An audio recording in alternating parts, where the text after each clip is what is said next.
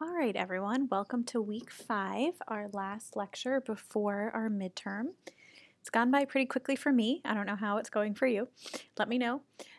So this week we're going to talk about causality, and we're taking a deviation from sort of the very black and white, hands-on topics that we've done in previous weeks where we've done calculations about prevalence and incidence and mortality. We've talked about ways that we describe health outcomes and design studies to obtain descriptive data. This week is going to be a little more philosophical, for lack of a better word, so stick with me. And to put this in context, the reason that we're talking about causality or how we understand the causes of health and disease now is that at this point in the course, we're going to start making a transition. We're going to move from merely understanding how to describe health in populations to identifying risk and protective factors for health. So, does smoking cause certain types of cancers? Does a virus, cause an infection in a population? Things like that. And so, as we get into these types of questions, we really need to be cognizant of questions of, am I actually identifying a cause of a health outcome, or is it something else? Is it just a related factor that's correlated and actually has no bearing on my health outcome? Or did I do my study the wrong way and actually end up with the wrong answer about whether something might be a cause of a health outcome? So, like I said, we're going to take this week and sort of discuss the more philosophical side of causality before we then jump into more about study designs and errors in study designs and how we do calculations of risk and protective factors. Okay, so let's start with, what do we mean by a cause? And I have this funny, fairly complicated definition. A cause is an event, condition, or characteristic, so basically an exposure in the language that we've been using so far, that preceded disease onset, right? So that makes perfect sense. You need your cause to happen before your outcome, or it's not really a cause, and actually that becomes very tricky to try and figure out. So it needs to precede disease onset, and had that event, condition, or characteristic been different, the disease would not have occurred at all, or it would not have occurred until some time later. So basically the idea is then, if you removed that exposure, the disease wouldn't have happened. And then, the inverse, that with the presence of that exposure, the disease then happens. So it's a little heady, but that's what we mean by a cause, and we'll go into this later, and you'll start to see what we mean, and we get it. Okay, so the first idea that I want to get you guys starting to think about is correlation versus causation. And I'm sure you deal with this, often in your life. You encounter a situation and someone says, well, they caused this, and you're like, no, two things can be correlated. So anyway, there's a quote I love that is, there are causal and non-causal relationships. So there are relationships where one thing causes another thing, and there are relationships where things just sort of go together. And the art of causal inference is a method for distinguishing the two. So causal inference is this idea in epidemiology that, we do use certain methods and approach questions in a certain way to try and identify causes. And identifying causes is what keeps epidemiologists up at night, and has been for the past, hundreds or thousands of years. If we don't identify the cause of health or disease, then any future public health steps to intervene on that exposure are meaningless, right? So if there are two factors that are just sort of correlated, and we say, okay, if we remove one of them, then we'll impact the other. Well, no, we won't, because there's no causal relationship there. So we are always trying to identify causal relationships, not just correlated factors. So as a more hands-on example of this, an association may be observed, but that doesn't mean the relationship is causal. So I mentioned this kind of funny example early in the semester. So smokers are more likely to carry lighters. Do lighters cause cancer? right? And if you can think about this in terms of our definition of a cause, if you removed the lighter from the person's pocket, would they still end up getting lung cancer? Well, you could probably make a case that, maybe they wouldn't smoke as many cigarettes because they didn't have their lighter right in their pocket, et cetera, et cetera. But for the most part, I think you can get that, no, it's actually the cigarettes and the smoking that's causing the cancer, and the lighter just sort of goes along with smoking cigarettes. Another example, so roosters crow before sunrise. Does the rooster cause the sun to rise? I think we could all answer no. But, people can certainly question that because there's a temporal relationship here. The rooster crows before the sun rises. Now, what all of us can imagine here to clarify that is that if we took away the rooster, the sun would still rise. So the rooster is not a causal factor in the sun rising. And the third one is an example that I actually take from some family discussions. So recently I heard some of my husband's aunts and uncles discussing running. And they were saying, oh, I'd really like to be a runner because so many runners I see are thin. And so if I started to run, then I would, get that nice, thin, tall body shape. They didn't think about the fact that, well, maybe yes, to a certain extent, running, can help you lose weight. But perhaps more likely is that people with a certain body shape, that sort of typical marathon runner, sort of mechanically are better at running. Maybe running is easier for them, things like that.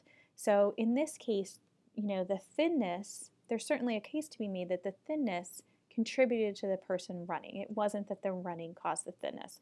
But in the general public, as in my in-laws' conversation, they really felt like running was the causal factor in the thinness.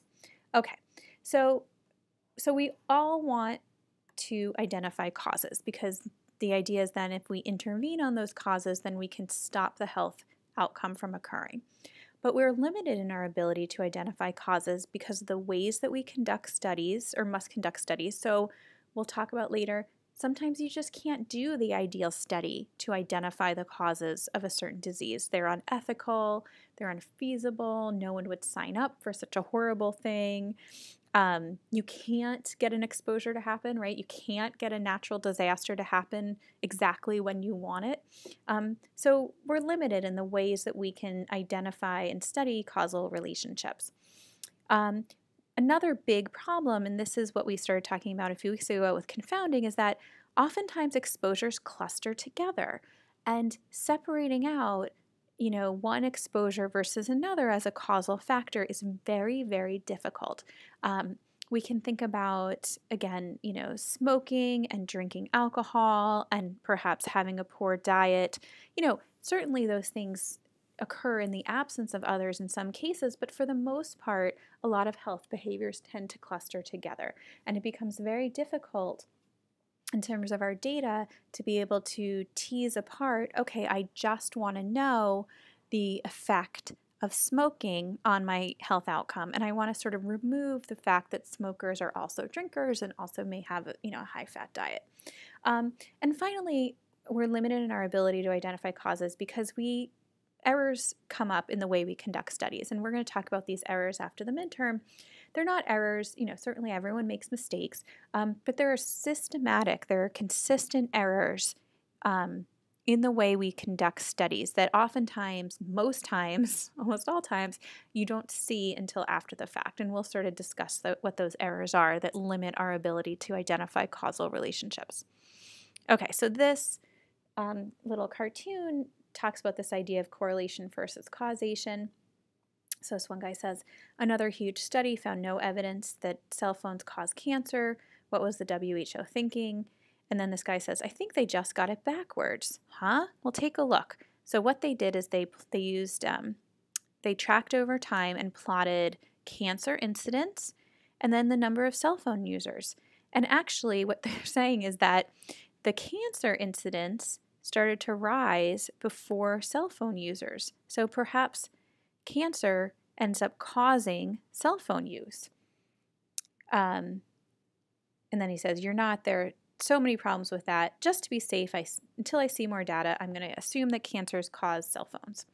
And you can, I'm sure you see examples in day-to-day life of this type of thing. I think I recently, or a couple of years ago now, saw an article about how use of sunscreen actually caused skin cancer, right? So it's this, you're getting at this question of, did our exposure happen before our outcome? Was our study done correctly? And potentially there are just lots of bogus correlated relationships that are related for no reason, such as this one. Or potentially a third reason underlying both cancer and cell phone use. And we could think about that one. Okay, so when we're trying to identify a causal relationship, a really useful concept to think about is the idea of the counterfactual. And so the idea of the The idea of the counterfactual is what would have happened to those exposed but for the exposure. Okay, so it's this idea that to truly identify a causal factor, we need to be able to observe situations where an exposure happened and an exposure didn't happen, where everything else in those situations is exactly the same. And the reason we need everything else in those situations is exactly the same, so we don't run into this problem of, well, the smokers are also drinkers, right? We want people who, in this case of this example, drink the same exact amount of alcohol, eat the same exact diets, are the same exact gender, are the same exact age, are the same exact race, all of these other things, and then the only thing we want different is smoking. So that's our counterfactual. It's being able to observe a situation of the exact same person, ideally, who is exposed to an outcome and unexposed to an outcome.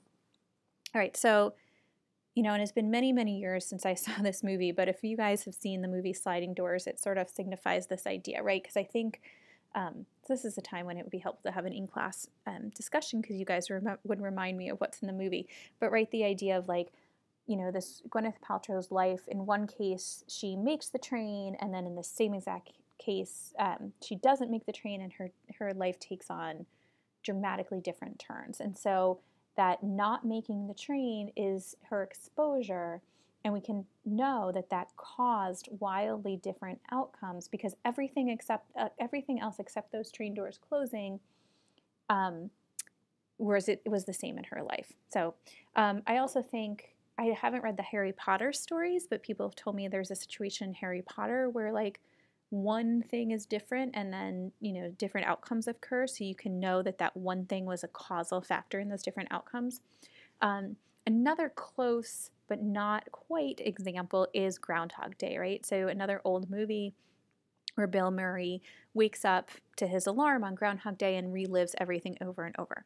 Now, the reason why that's not a counterfactual example is that Bill Murray actually retains memory of the prior days. So his days are not exactly repeated similarly because he has knowledge. So there's a lot of different things in Bill Murray's day, even though he's reliving Groundhog Day over and over and over.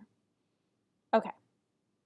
So as I was saying, observing the counterfactual is the only way to identify a cause and certainty.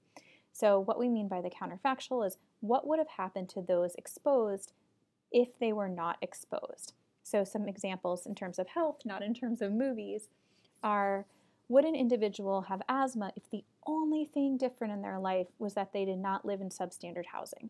So in this case, think about the counterfactual as a person, living in poverty with certain amount of health care, with certain, genetic predispositions, all of that. And in one case, they live in substandard housing, and in the other case, they don't. And if you could observe those two situations where the only thing different was substandard housing, then you would know that that substandard housing caused the asthma. Similarly, would a baby have gotten leukemia if the only thing different in their life is that their mother didn't use a specific chemical when they were in utero? So same baby, same intrauterine environment, same genetic makeup. The counterfactual is if we could observe that baby exposed to the chemical and that baby unexposed to the chemical.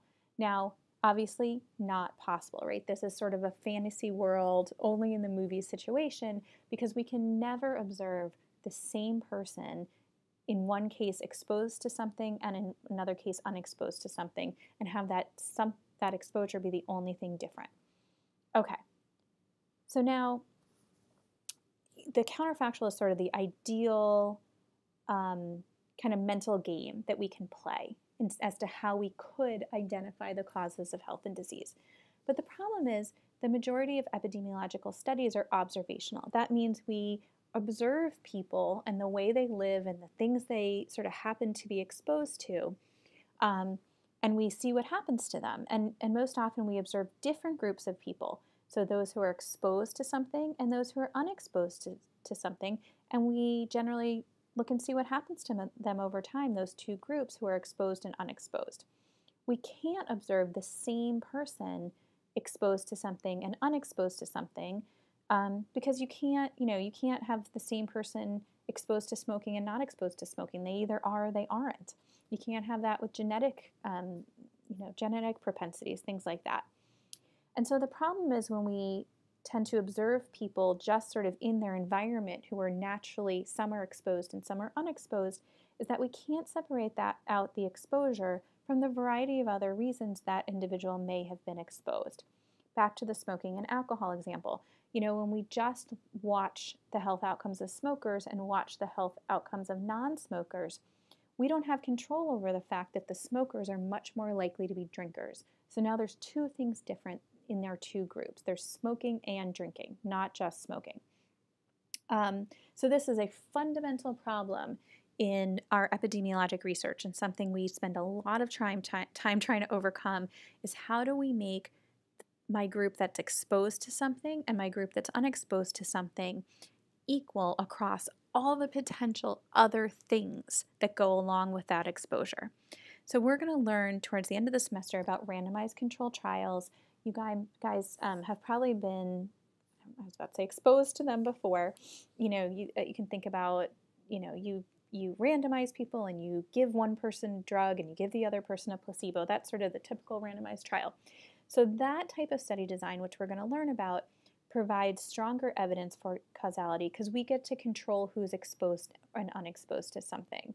And we'll walk through why that gives us evidence of causality. But for the most part, we in epidemiology observe people, right? So we observe people who eat a lot of red meat and people who don't. We observe people who wear seatbelts and people who don't. And we see what happens to them. But the problem is that those are not, those two exposures, the seatbelt and the non-seatbelt, are not the counterfactual to each other, because the people who wear seatbelts are different in many ways than the people who don't wear seatbelts. And so you can't separate out the seatbelt wearing as a causal factor. Okay, so a little break from me talking. This is just one of my favorite videos. I think it's kind of cute. It nails home the idea of the counterfactual and, just as sort of a little comedy relief. All right, I'm ready for my next question. In a world where rhinoceroses are domesticated pets, who wins the Second World War? Uganda. Defend.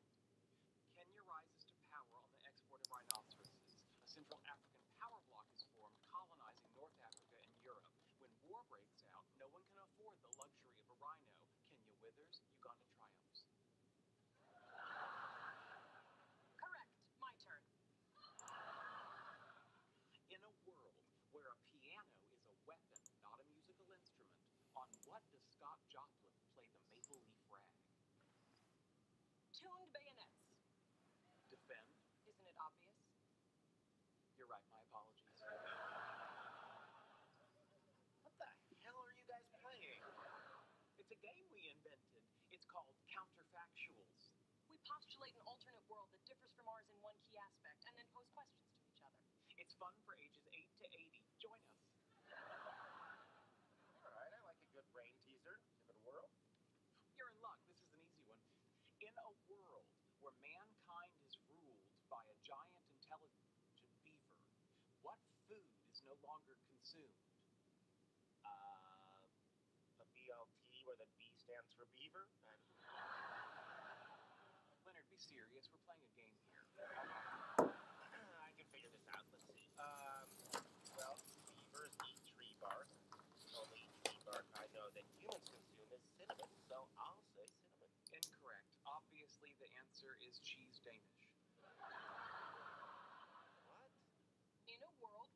giant beaver, mankind builds many dams to please the beaver overlord. The low-lying city of Copenhagen is flooded, thousands die, devastated, the Danes never invent their namesake pastry. How does one miss that? This is ridiculous. You're just making stuff up. Is he always like this when he loses? Oh, yes, you should have been here for the great Jenga tantrum of 2008. You bumped the table and you know it. All right, so that's just a fun example, but it shows to drive home, hopefully, the idea of the counterfactual. And in your lab assignment this week, you're going to be asked to talk about the counterfactual and what would be the counterfactual situations in terms of vaccines. Okay, so the last thing I want to talk about in the first video for this week is something called the sufficient component cause model. And both the sufficient component cause model and later when we talk about our Bradford-Hill criteria for causality, they're just different ways to think about causality. And I like the sufficient component cause model because as you'll see, it really emphasizes that disease is multifactorial and that, even though in this class and, honestly in most of sort of basic epi, we look at one exposure, one outcome, and we try to separate out and remove all the other pieces of it. These models are really going to push you a little bit to consider, well, what causes actually need to come together for an outcome to occur? Because that's the way most diseases happen. They're in interactions of genetics and behavior and environment.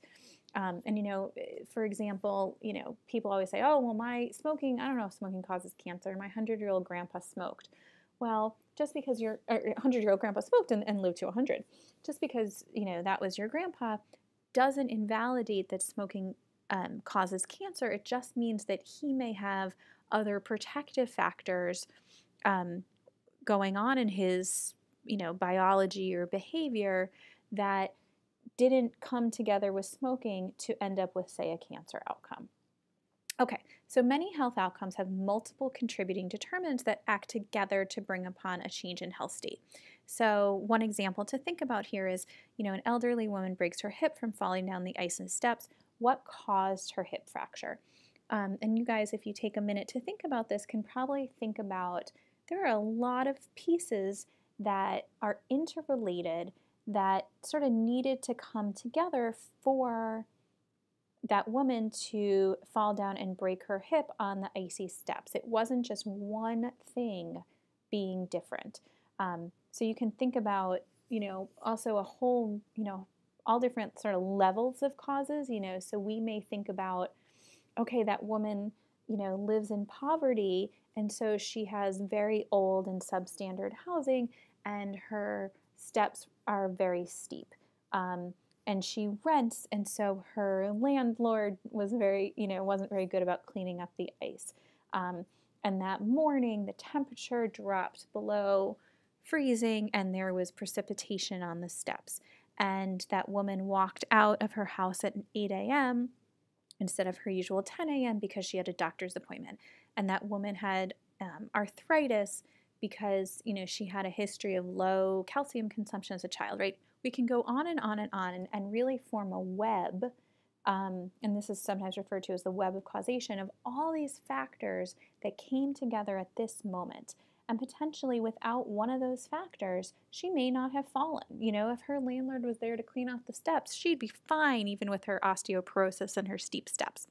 So I'm just giving you this example that, I think people are often like, well, I know what causes such and such, and, it's clear, and there are details and intricacies and complexities, and in most cases, causes come together to create a health outcome at a certain point in time. Now, going more specifically into this idea is this idea of causal pies. And I just want you guys to take a breath for a minute because a lot of my students are like, I have no idea what you're talking about. But hopefully I'm going to walk you through it and you can get a sense of it. And I believe the reading talks about causal pies. So as I was saying, health outcomes are the result of a combination of causes, and often several different combinations of causes can be responsible for a health outcome. So like for breast cancer to occur, you can imagine that in different groups of women, there are different combinations of causes that resulted in them getting breast cancer. For some women, it may be that they have the BRCA gene.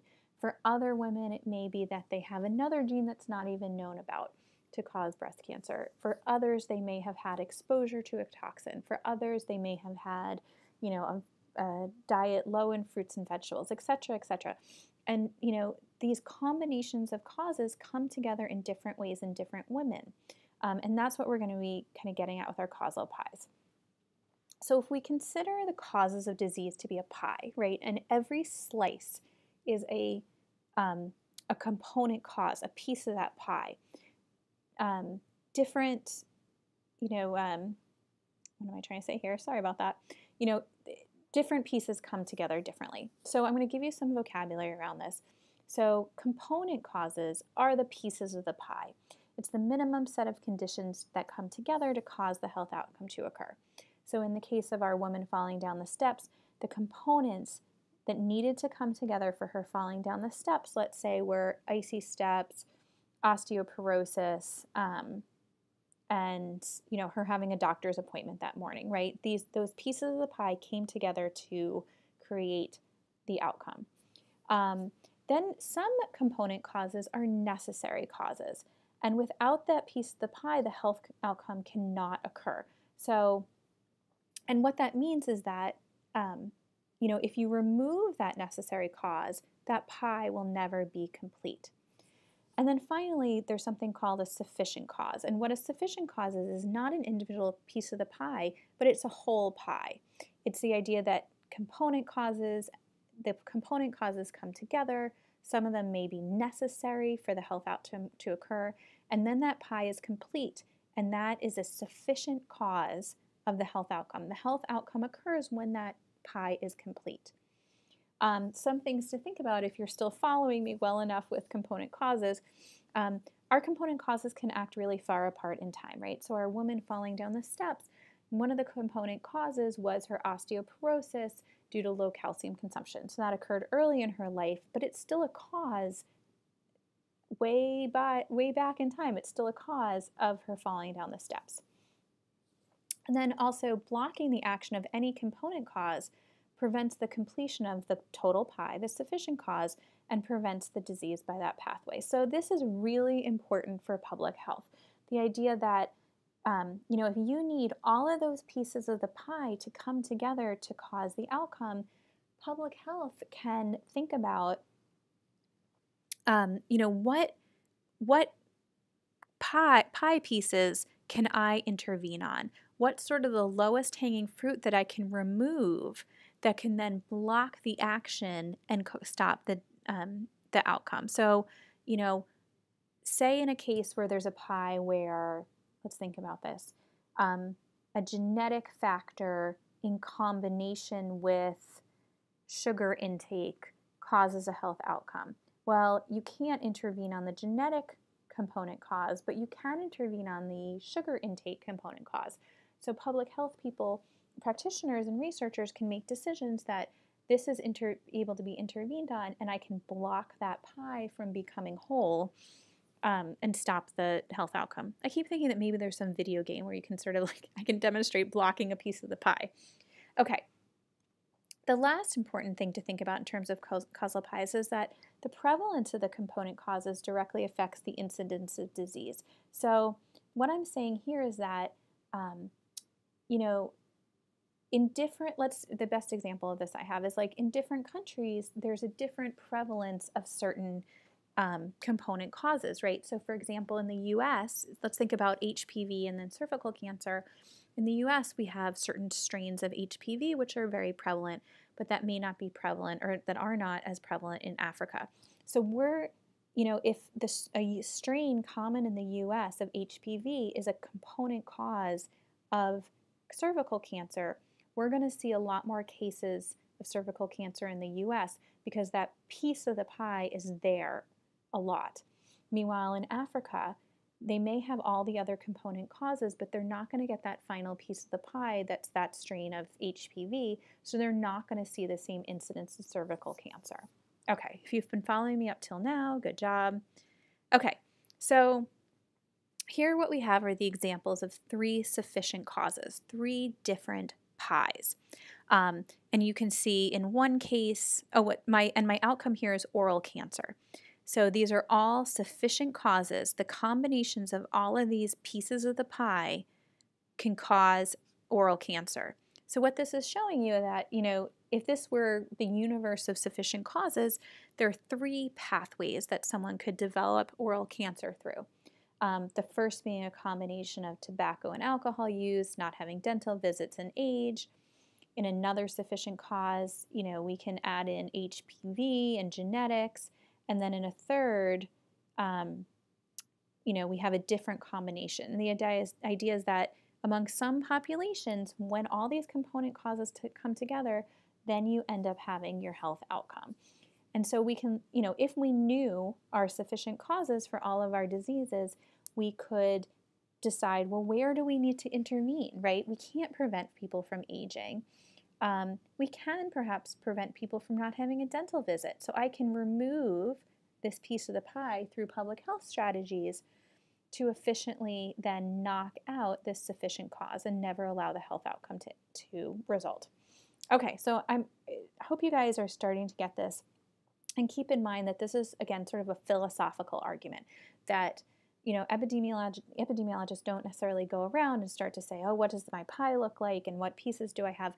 But I love this example, and I sort of force it a little, or this idea, because, again, we often simplify the causes of health outcomes, and I want you guys to think about, okay, what conditions needed to come together to cause our health outcome? And those conditions are not the same across people.